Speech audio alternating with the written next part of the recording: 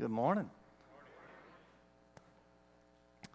It is Impact Sunday. We do that once a month, and we just tell you here's a cause that we want to try to support a little extra. It's not one of our regular missions, something that's come to our attention that we can all kind of jump behind and support. And today we're going to support one of our life groups.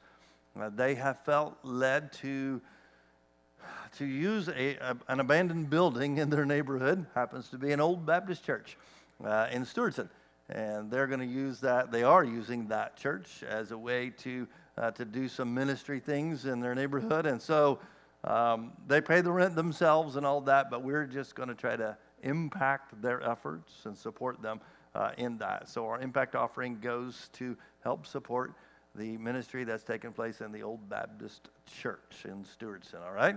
That's today. If you don't have the app on your phone, could I encourage you to get a QR code around you on a seat back somewhere near you, scan that and download the app. It is the way that we best communicate with each other. I'd encourage you to check in today if you already have the app, share any prayer requests that you might have or any steps of faith that you would like to take. And there's a lot of information on there. A lot of things about what we're doing in the next few weeks, like Easter. There's a card on your chair, by the way. That's an encouragement for you to go and invite somebody to join you for Easter weekend. We've got a lot of options available. You can see more about that on the app or in that card. Thursday night, Saturday night, Sunday morning. It's all the same service, each of those occasions. And so I would encourage you to invite someone. If they don't go to church, they might be very comfortable coming on a Thursday night. We're finding in just a 3-week sample run, not a very long time, but our 3-week sampling of Thursday night church, it seems to be that people who haven't been actively involved in church are pretty inclined to give it a try on a Thursday night. It doesn't seem to be as, I don't know, there's something about it. And so maybe you'd try that. Invite them to come with you or come on Saturday night. Or Sunday morning. It's a good time to invite people to see what God is up to, and maybe they will be called to be a part of that. I'd encourage you to do that, all right? So we got a lot of ground to cover today. John chapter 18, the early parts of John chapter 19. We're jumping all the way forward in this series to the latter parts of the story of Jesus and the Gospel of John. Pilate is the character. We're really focusing in on this face-to-face encounter between Pilate and Jesus. And what we see as we look at this story is really a case study that shows us the brokenness of our world. We know that the world is broken, right, through sin. The rest of the world recognizes the world is broken. They don't necessarily know the cause, so therefore they don't necessarily know the solution. Google came out just fairly recently. Their chief financial officer was noted as saying that the world is broken and that they are going to fix it. That's the essence of the article. That computer engineers through AI are going to fix at least a lot of our problems. And I don't know about you, but I think they're causing as many as they're fixing. But this AI thing is interesting. They think it could be the solution to some of our problems. Now, I got to tell you, it's pretty interesting. Matt has an app on his phone that can record a meeting, and then through AI, you tell it to sort that out, and it will put that meeting, summarize it, in an agenda. So we had an operations team meeting, that's our staff leadership meeting, a couple of weeks ago, and like an hour and a half. We just talked about issues, right? We didn't start with an agenda, but when he hit enter on that data, it spat out what we talked about. Crazy, right? It was pretty accurate. So now there's a record of all our wrongs. This is kind of a scary situation there.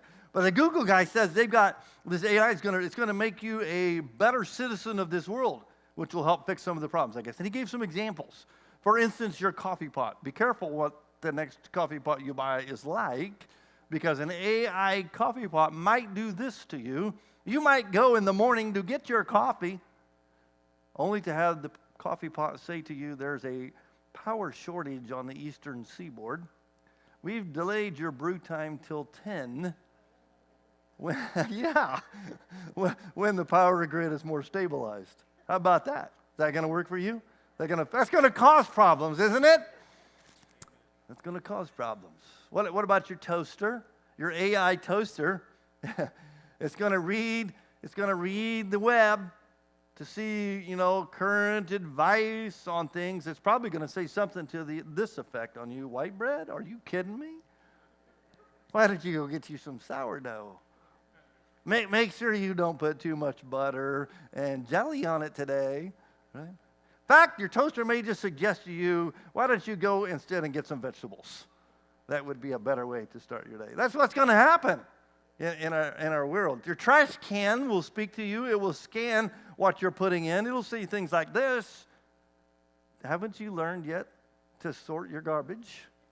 We've been through this several times. We don't put scraps and paper and plastic products all in the same receptacle. These kind of things are going to happen in this world with AI. And Mr. Google thinks that this is going to solve the world's problems. Do you have much hope in that? Me neither. All right, let's look at a better solution. John chapter 18. This is an intense story. It's an emotional story. When you realize this story, it's about you. Okay, it's for you. The reason this whole thing we're going to look at today happens is you. And it really ratchets up the intensity of this story. We're going to look at it as face-to-face with Pilate, but it's really about me and you. Pilate is in quite a dilemma. I've never been too sympathetic for Pilate in the past. I feel like he did not use the authority that he had in the way that he could have possibly used it. And as we go through this story today, we'll see he's wrestling in this dilemma. He has this fear of doing the wrong thing. He doesn't want to participate in that. It's compounded by the fact that Matthew tells us his wife has come to him and said, I had a dream in the middle of the night. You're not to have anything to do with this. And she inserts, innocent man. I don't know if they'd been talking about Jesus, the fact that he was going to be, he was in town. There's an uproar about it. I mean, just a few days ago, it was noted that he raised Lazarus from the dead. What's that all about? So maybe they've been talking about that. I don't know. But she had a dream. And in the dream, she was told, don't have anything to do with this innocent man. And today he's brought to Pilate. So he's caught between that, his fear of doing the wrong thing, and this hatred that has arisen from the Jewish religious world against Jesus. It's been building for 3.5 years. It's reached a fever pitch, and they are determined. They've already sealed the deal that this man must die today. Somehow we're going to get it done. So that's where we're at in the story. Pilate is there. He ruled from 26 to 36 AD. His role as empowered by the Romans is to just keep peace. He's had a little trouble with that already. The religious folks have caused some uprisings and difficulty in Jerusalem, and his leadership is in question. He just wants to keep the peace, right? That's how he does his job. The Jewish leaders, it says in verse 28, took Jesus from Caiaphas. So that's one of the two high priests at this time. They had two. Messed up. But they had two, and Caiaphas is one of them. They take him to the palace of the Roman governor. So what's happened is they arrested Jesus in the Garden of Gethsemane late in the night. They took him down across the valley to Caiaphas' house. They had a mockery of a trial. It's a sham. The whole thing breaks all kinds of rules. It's not prescribed in their law. They're breaking all kind of law, but there seems to be some sort of difference in breaking law behind your own closed doors and breaking law out in the public where everybody can see it. Right? They're not so concerned about what they do behind closed doors, but if everybody can see this, that's a problem. And so when they go to Pilate, they have a problem. They need Pilate to get done what they want done, kill Jesus. But to do that, they're in public. Pilate's a Gentile fellow. To go into his house would make you unclean, not just a Gentile, but a Roman authority. So in the courtyard of his palace, there are a lot of statuaries. It's idolatry. These guys want to celebrate the Passover, so they don't want to go into his house. Now, it's early morning, and to avoid ceremonial uncleanliness. Don't you see there's so much hypocrisy here? They did not enter the palace because they wanted to be able to eat the Passover. So Pilate came out to them and asked, what charges are you bringing against this man? Pay attention as we go through the story today. How many times he goes in and out, okay? He's vacillating between choices. What am I going to do? What am I going to do? What am I going to do? In and out. And how many times is he going to ask, what are the charges? And then declare, I don't see it. He looks innocent to me. If he was a criminal, they said, verse 30, if he was a criminal, was not a criminal, we would not have brought him to you. It's not really an answer. They've already declared him guilty, so they don't need to bring charges in their mind. They just want him punished. If he were not a criminal, we wouldn't have brought him here. Pilate said, take him yourselves and judge him by your own law. But we have no right to execute anyone. So you see, they've not only tried him, they've declared what the punishment shall be. They want him executed. This took place to fulfill what Jesus had said about the kind of death that he was going to die. Pilate then went back inside the palace, summoned Jesus, and asked him, are you king of the Jews? Jesus doesn't answer. It's got to be frustrating for the man in charge here, right? I want to know what the charges are. We're not going to tell you. I want to know, what did you do? I'm not going to tell you. Jesus says, is that your idea? Or did others talk to you about me? Am I a Jew? Pilate replies, see, he's perceiving at this point, this is just an internal conflict. It's a religious world conflict, and I'm not one of you. It's your problem. You deal with it. Am I a Jew? Pilate replied. Your own people and chief priests handed you over to me. What is it that you have done? And Jesus replied, my kingdom is not of this world. Now note, I think Pilate quits listening after he says, my kingdom. That means what? He's king. Now I see the problem. There's a conflict here in authority. My kingdom is not of this world. If it were, my servants would fight to prevent my arrest by the Jewish leaders. My kingdom is from another place. You are a king then, said Pilate. Jesus answered, you say that I am a king. In fact, the reason I was born and came into the world is to testify to the truth. Everyone on the side of truth listens to me. And Pilate asks the question, which may be key in this story, what then is truth? What is truth? We're going to approach this subject today from the direction of an unbeliever. So we've got a guy who's observing, hearing stories, checking with Jesus face to face, listening to the report of the people who turned him over to them. What's truth? Who are you? Who are you really? So we're looking at it from the unbelieving side. Next week, we're going to go from the story of doubting Thomas. In between, Jesus is going to be crucified, resurrected. Some disciples, the ladies have experienced that, but Thomas isn't present. And so he says, unless I see it myself, I can't believe. So he had been a believer, but things happened in his life that didn't line up with what he believed to be true. If Jesus is the Messiah, if he's God's answer for our problem, then to die made no sense in Thomas's view. So he's a believer who's experienced things about his faith that cause him to question it now. You see how they're coming from opposite directions, but they've got the same issue? Maybe you've experienced that too. So I don't know what direction you come at today. Maybe you're an unbeliever. It's okay, I'm glad that you're here. This is, I hope, a safe place to investigate the claims of Scripture, to look at whether or not Jesus is who we say he is, the Son of the living God. The one who, when he dies, does so not because of his guilt, but because of our sin. He died to set the record straight between us and God, that we could have life, we could have a hope of eternity, all of those things that we talk about as a church. If you're coming from that direction, I hope you can honestly ask the question, like Pilate, what is truth? The irony of the The question for Pilate is, Jesus is standing right in front of him, and Jesus has already said in the Gospel of John, I'm the way and the truth. So it's not really up for debate from the perspective of the words of Jesus. He is truth. He's the source of life. He's the source of right and wrong. He's the one, because he created all things, who set things into place, who determines what's going to happen. He is truth. And Pilate doesn't see that. So maybe that's the direction you're asking that question from if you're not a believer. Maybe you're like Thomas, you believe, but then something happens in life that's not fit for what you believe.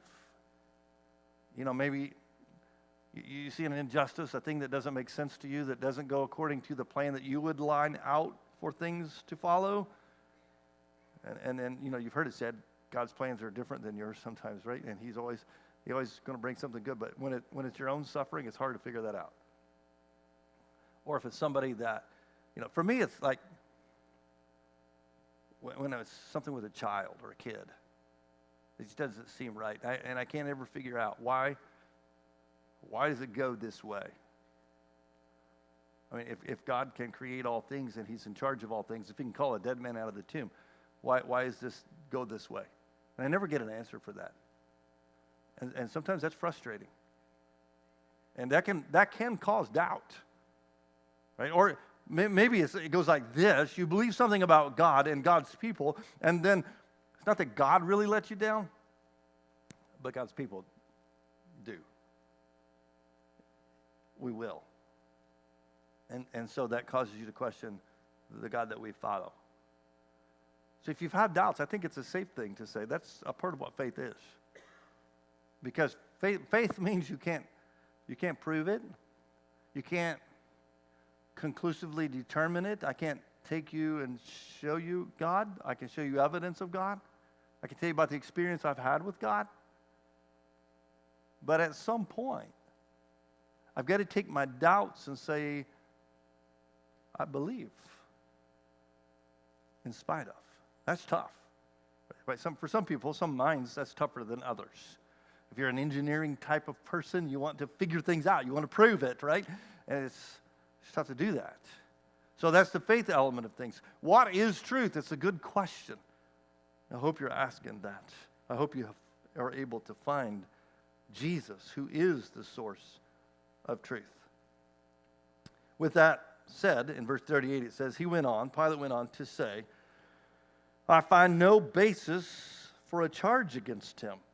But, so I'm trying to keep peace. Pilate's perspective, I'm trying to keep peace. I don't see any reason why this man should be charged. So, here's my plan. It's your custom for me to release to you one prisoner at the time of the Passover. Do you want me to release the King of the Jews? I don't know what he's thinking at this point. They brought Jesus early in the morning. They want Jesus dead. Are they going to just change their mind? I don't know his approach there, but he's giving them this out. And they shout back to him, no, not him, not Jesus. Give us Barabbas. John tells us now Barabbas had taken part in an uprising. If you read all the Gospels, you see that it's more than just an uprising. The other writers tell us, first of all, that Barabbas was a robber. He's a known insurrectionist, so the people knew who he was and they knew his story. Not just a robber, in the insurrection, he had committed murder. So he's being held in prison there by Pilate. Do you know what's going to happen to Barabbas? He's going to die. He committed murder. There's no other alternative available. He's going to die. Probably very soon. Maybe even that day. That's how they did things. There wasn't any appeals process. There's not, I want to go to a higher court, please. No. Guilty, verdict, suffer the consequences. It's going to happen quick. So we have this guy named Barabbas. Can I make it more interesting? Listen to this. In some manuscripts, the name Barabbas has a name before it. Barabbas would be like a last name. You know what the manuscripts have the first name of this guy as? Jesus Barabbas. Jesus Barabbas or Jesus who is called the Christ? Which one do you want? Now, the word Barabbas is interesting. Bar is the Hebrew prefix meaning son of. Son of Abbas. You know what Abbas is? You've heard it in the Lord's Prayer. Our Abba, who art in heaven, our Father, who art in heaven. Abba is Father. So the Barabbas is plural in this sense. It's even more interesting. Son of the fathers. Do you want this son of the fathers? Who would that be? You know what? This is what hit me in the story. That's me. That's you. Son of the fathers or son of God? Which one do you want to die? Which one do you want to be released? And they say, release the son of the fathers. Jesus, son of the fathers. Crucify Jesus, the Son of God. Now think about this. You're in Barabbas' position. That's us in the story. We're guilty, right? Known to be guilty.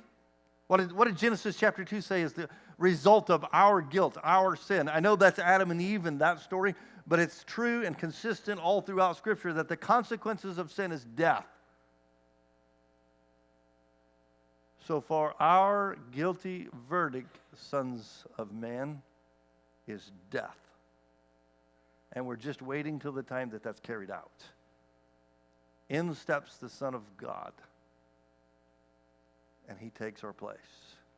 So you're Barabbas in your cell. And you hear the guard coming.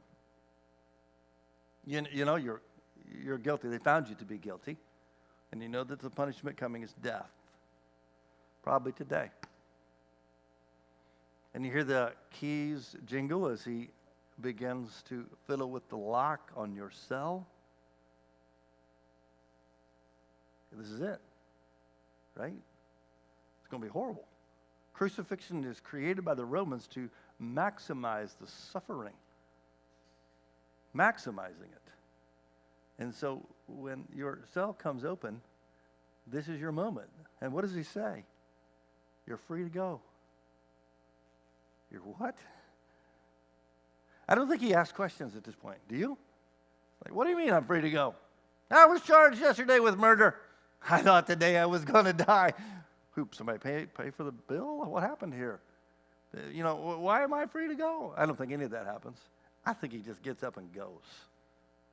Contrary to us, who quite often presented with the reality that we can be set free from the consequences of our sin, we kind of argue about it. Like all of them? Every single one? The ones that nobody else knows about? You know, the little ones and then the big ones? The ones I committed and the ones I just thought? All of the sin? We kind of argue our way through it, right? You can take some of the sins, I'll do this and this and this and this to pay for these sins. No, I think he just leaves. That's what a smart man would have done. He's free. Now, I don't know, but I'd like to speculate in my mind. I can see it going down like this. He's first thing he's going to do is get far enough away from this location that if they change their mind, they can't put him back in. Right? So he's out of town.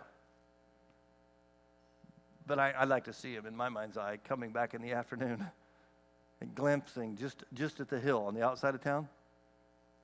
The two guys that were with him, the robbers that died on the crosses those days, are with the guy in the center who the crowd chose over him. That was his cross. That's our cross. Right? We're the guilty ones. And Jesus took our place. Give us Barabbas. Chapter 19, verse 1, then Pilate took Jesus and had him flogged.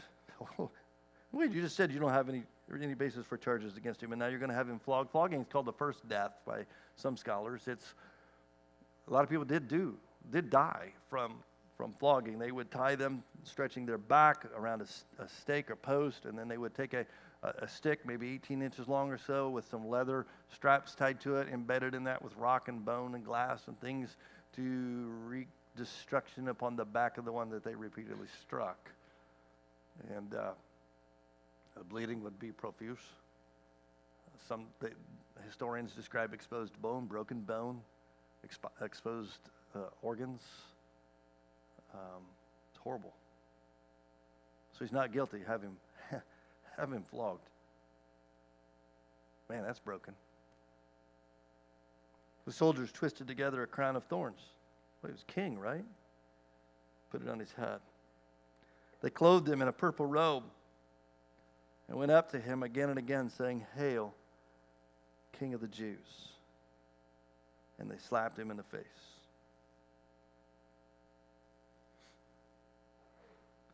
What is wrong with these people? Why is he receiving this kind of treatment? Is it because some woman had an issue of blood for 12 years and couldn't find any healing, and she was at a point of hopelessness, and she reached out and touched his garment, and she claims that he's the one that healed her? Is it because he intersected a funeral procession? A widow was going to bury her son, and he stopped the procession and raised the boy from the dead. Is that why he's being slapped in the face? Is it because there was a man at Bethsaida who had been lame for 38 years, and Jesus told him to take his mat and get up and walk? And he did it on the wrong day of the week. It's a Sabbath day. What are you doing healing a man on the Sabbath day? Maybe it's because of Lazarus. I mean, irregardless of the reality of Lazarus being resurrected from the dead, and that's pretty awesome, it's causing a lot of trouble for the religious leaders. Maybe it's because of the miracle of Lazarus. Why? It's because of the brokenness of the world. They slapped him in the face.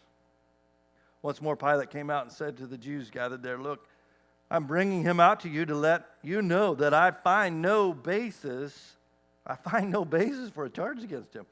When Jesus came out wearing the crown of thorns and a purple robe, Pilate said to them, "Here's the man." Now, it's hard for us to picture this, but they see Jesus before them, badly beaten, wearing the robe strapped with purple, the crown upon his head.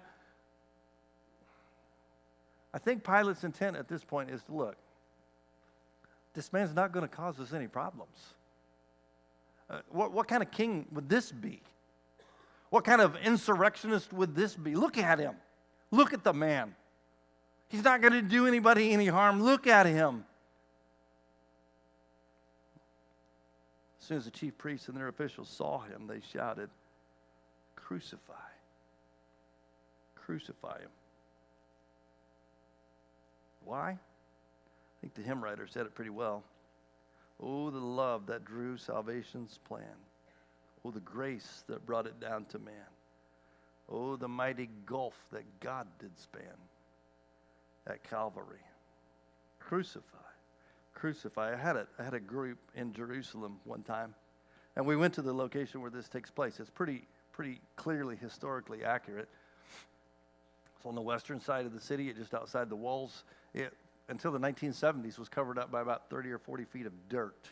But they excavated down, and you can see now steps that lead up to the entrance that Pilate's going in and out of. And there was what's called a stone pavement described there in the text that you can stand and see where that was. And there's a bema. See, it used to be a stone that held the umbrella that was up over Pilate. Some vandal in the last 10 years has destroyed that. Nice, huh? But there's the location there. You can see where this real story took place. And I had a group there. I thought it might be interesting to read this story and have them kind of like act it out, and start yelling, "Crucify! Crucify! Crucify! Crucify!" I mean, they do it over and over again in the story. Crucify. It's hard to do. As a believer, at least, it's hard to do. Because the reason he was crucified is you. And you're standing there where he disgraced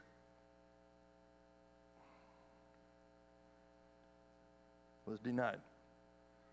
Pilate answered, "You take him and crucify him. As for me, I find no basis for a charge against him." The Jewish leaders insisted, "We have a law, and according to that law, he must die, because he claimed to be the Son of God. Regardless of the fact that it's a true claim, he claimed to be the Son of God. When Pilate heard this, he was even more afraid. So this dilemma is escalating for him. What's the right thing to do? I find no basis for a charge against this man. He appears to be innocent. He's a king. Okay, what kingdom? He's one of the gods. So in Roman culture, it was thought consistently, their mythology taught that the gods did come down to earth and interplay amongst the activities of man. And now this man's, is this one of them? He's in a rough spot. Quite a dilemma. Where do you come from? He asks. I don't know that he would get the answer if Jesus told him, but Jesus doesn't answer. I mean, what does he say? I was born in Bethlehem because of a census that was required that mom and dad had to take, and that was a long story. And then we took off to Egypt because of Herod, and then we come back and lived in Nazareth, but now I live in Capernaum. But that's not what Pilate really needs to hear, right? The truth of the story is Jesus didn't come from any of those places. He came from heaven. He's God in the flesh. So Pilate says to him, getting no answer, do you refuse to speak to me? And in the Greek, the construction makes it even a little stronger in its statement. He says, to me, you do not speak? Like, to me? I'm Pilate. You're a beaten man. Don't you realize I have the power either to free or crucify you? Jesus answered, you would have no power over me if it was not given to you from above. Therefore, the one who handed me over to you is guilty of a greater sin. From then on, Pilate tried to set Jesus free. But the Jewish leaders kept shouting, if you let this man go, you are no friend of Caesar's. Remember what I said at the beginning? Your number one job is just to keep peace. You work for Caesar. Anyone who claims to be a king opposes Caesar. When Pilate heard this, he brought Jesus out and sat down on the judge's seat at a place known as the Stone Pavement. Here is your king, Pilate said to the Jews. And they shout again, take him away. Take him away and crucify him. Shall I crucify your king? Pilate asks. And listen, this is total blasphemy. Their response is everything that they're accusing him of. We have no king but Caesar. If you go over to Matthew chapter 27, you see he includes kind of a unique element here that Pilate then participates in. I'll begin verse 26. Verse 24. When Pilate saw that he was getting nowhere, but instead an uproar was starting, he took water and washed his hands in front of the crowd. I am innocent of this man's blood, he said. It is your responsibility. All the people answered, his blood is on us and on our children. He released Barabbas to them, but had Jesus flogged and handed over to be crucified.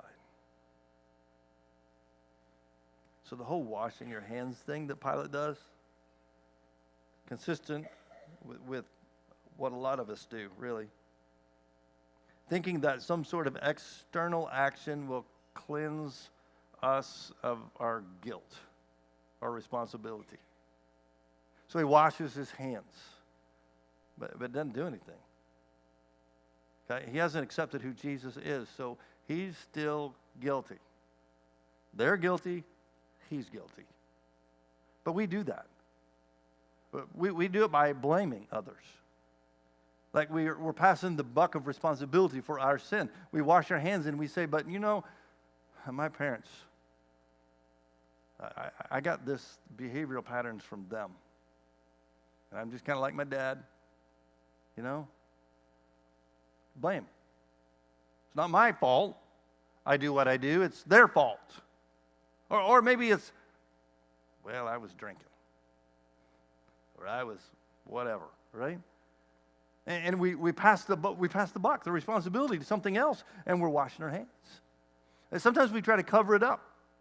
Like we're washing our hands by thinking that nobody else knows. It's hidden. Hadn't caused any destruction because nobody knows. It's all good now, right? No. It's still there. So sometimes we try to balance the scales a little. Like we wash our hands by doing some good stuff. And we're hoping in the judge's seat, you know, the good will swing our way over the bad, the guilt, and we're good. Doesn't work. Here's what works. Jesus was taken out and crucified. And Pilate was right about this. I find no basis for a charge against him. He has done nothing wrong. He is who he said he was. God taking on flesh, that he could step in our place. So on Barabbas's cross, Jesus hung. On my cross, Jesus died. On your cross, Jesus died. And the crazy thing about the way God wants to deal with us is he's good with that. Because anytime we look at a Bible story, we need to remember the primary character is not the characters, but God. And did you note in the midst of this entire proceeding, what did he do to stop it? Nothing. He says to Pilate, you don't have authority. I gave you authority. He doesn't respond. He doesn't answer. He doesn't argue. He doesn't resist. He peacefully submits himself because there's another one of those things that's hard to understand. This is God's plan. This is God's plan. That he would take our place. That he would take our punishment and pay the penalty. So baptism, you know, sometimes people are baptized for a lot of reasons.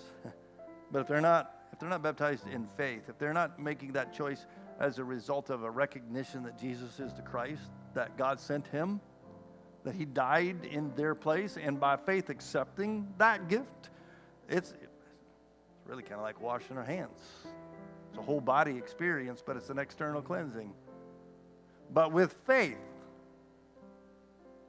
God does this crazy miracle for us out of his grace, and he takes our sin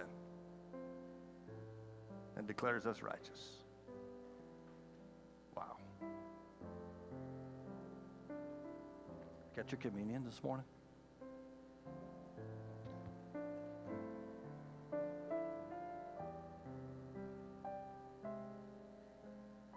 There's no bread in this one.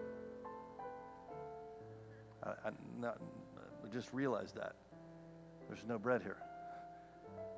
I'm going to get a different one. Because I want to remember. Yeah. This man who was flogged, had a crown of thorns jammed on his head, that's all real. His body was broken for me.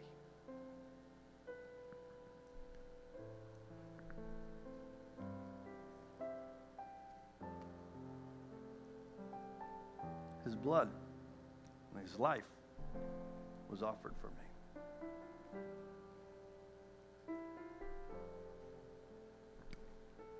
Thank you, Jesus, for setting us free.